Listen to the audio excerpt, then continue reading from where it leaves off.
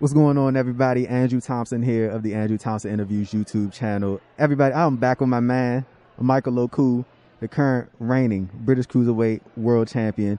Longest reigning Cruiserweight champion in RevPro history. We talked about this last time, but Michael, first and foremost, we are here in Dallas, Texas, man. How you feeling? What's the vibe like? What's going on? I'm loving it. It's great that, look at this, we're doing this live in person, first of all. That's real sick. I'm loving Dallas. There's just such a good...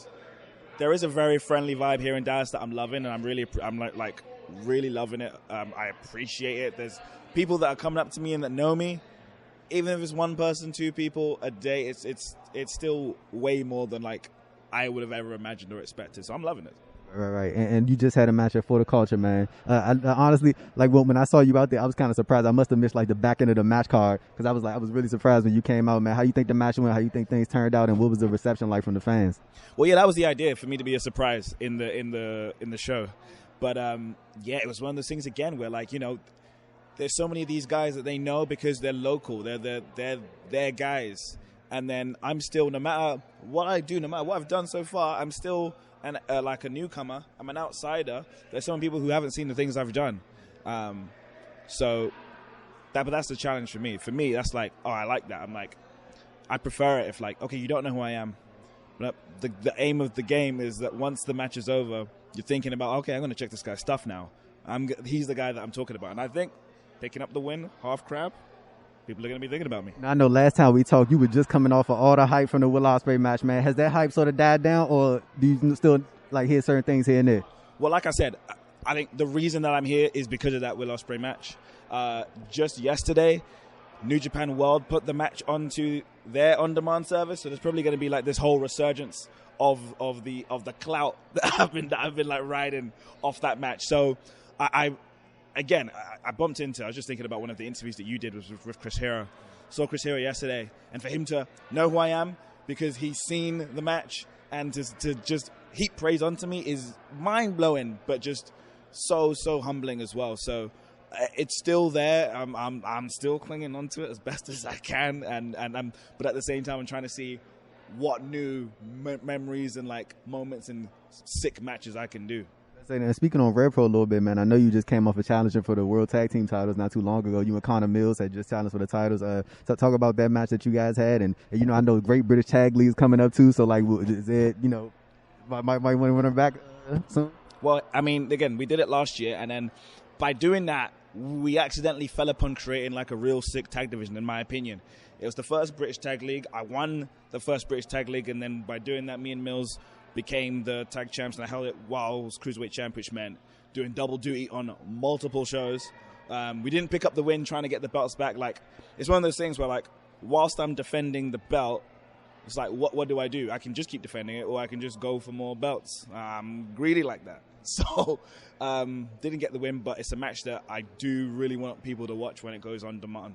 So, Andy, get it on demand, man. So I said, I know you focused on obviously the Cruiserweight title run. You're in the middle of this, but like, is there any part of you that's kind of eyeing, you know, the World Heavyweight title that's currently held by Woodlot Spray? Is there any part of you that's like, because I mean, it seems like one of those like natural progression things, man. Because you are middle in this run, like you essentially the face of this division right now in the Cruiserweight title, and then it seems like the next natural thing would be for you to be world champion. But like, are you sort of focused on, you know, what you're doing right now, or is that thing always in the back of your head about what could be next? Well, to correct you, it's just called the British Heavyweight Championship, the same way this is called the British Cruiserweight. But those are just words, because the way I see it, Will has defended that belt around the world, and I, when I do it tomorrow, will be able to say that I've defended it around the world. I think it's way more prestigious than a lot of places who just start a promotion and then they call their title the World Heavyweight Champions. It's like, so this has so much prestige. The people that have held it, the Will Ospreys, the Pete Dunnes, Ryan Smile, you name them, people have held this title. So we had our match. It was for that title. I didn't pick up the win. I threw everything at him. He grabbed my girlfriend. He did everything in front of my family, and I tried to mess him up. We were bleeding, and I still didn't get a job done. So people are like, well, there has to be a rematch. I don't know. I don't know if there needs to be, because I guess we kind of found out the winner at that time. But that's kind of my aim with this, is like, in like boxing, like when like Conor McGregor's like the #1 draw in UFC, it's not like he has to become the heavyweight champ. It's like his division is the most important division because he's important.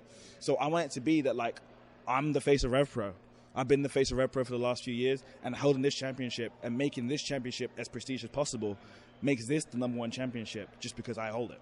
And like I wanted to ask you something, like sort of piggybacking off what we just talked about with the Osprey match, and I kind of wanted to relate back to the we sort of talked about it last time, the match you had at High Stakes 2020. I think it was against El Phantasmo. Like when you have a match like that, is there and when there's a match that follows up from that, is there always like that sort of internal pressure to make it better than the last, or is it just thinking like, would you not even trying to think about that because that just creates unnecessary like stress on yourself to try to top what you guys have done before? That's what I need to do. That's what I should do. There are like two things that happen with like when a match like that happens, when a match like the Will one happens. There are two things that happen.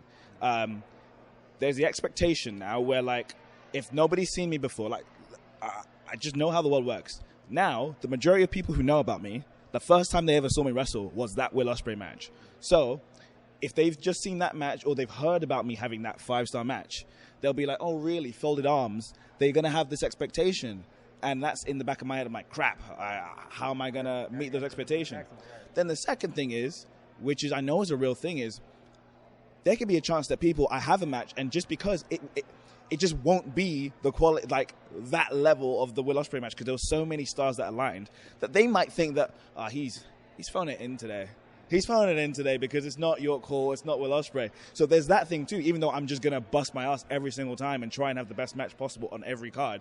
Those are the two kind of like pressures that come to me. But I just try and make sure I get that in the back of my head. I try and think about that moment, that night, and like, can I be the best match on that night? And that's kind of what keeps me going. Is it kind of exciting for you to, be down here in Dallas, being here in the States, and it's like at the same time you're able to promote RevPro and be like, hey, if you want to see more of me, check out RevPro, sign up for RevPro on demand. Is that kind of like exciting for you to be able to do that? I'm absolutely like representing. I'm repping RevPro.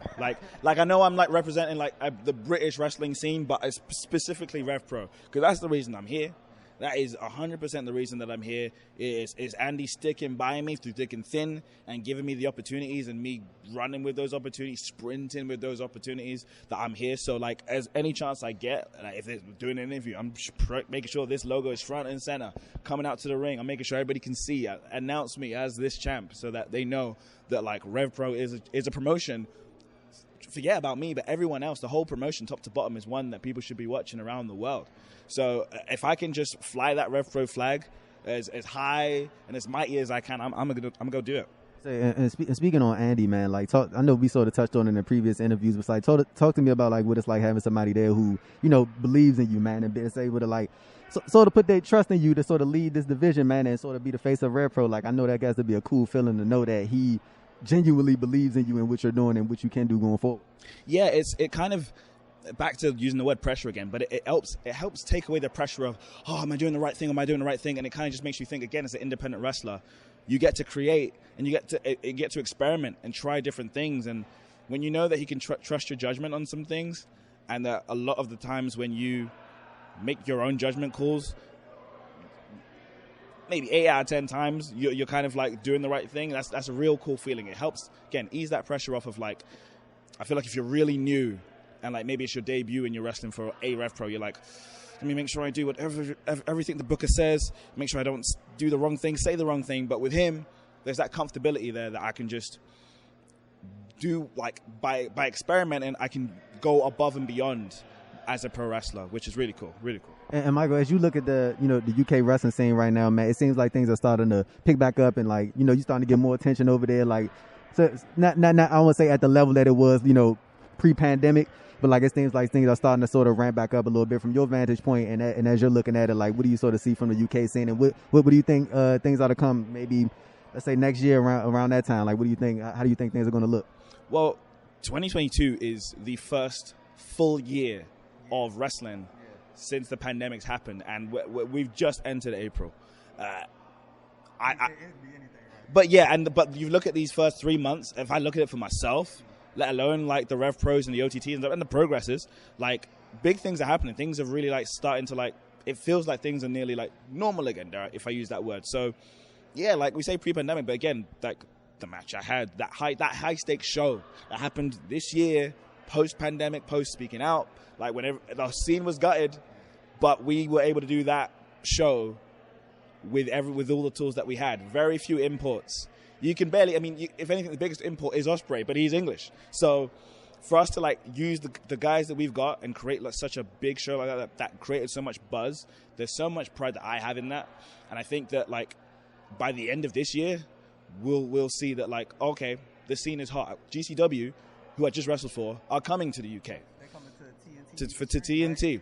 So I think when we can see that people are traveling back and forth, myself like going like, and other British wrestlers now traveling to different countries, and then other wrestlers from other countries coming to us, that's when we can say, okay, things are back. Things are back. Sure. Ladies and gentlemen, that's going to conclude this interview. The RevPro undisputed British Cruiserweight champion. That was right? No world in it. But it's a world title if in my heart. So am I off the hook with that one? Yeah, there we go. Ladies and gentlemen, I'm Andrew Thompson, the Andrew Thompson Interviews YouTube channel. Signing off with Michael Oku for the third time, and we are out. Peace.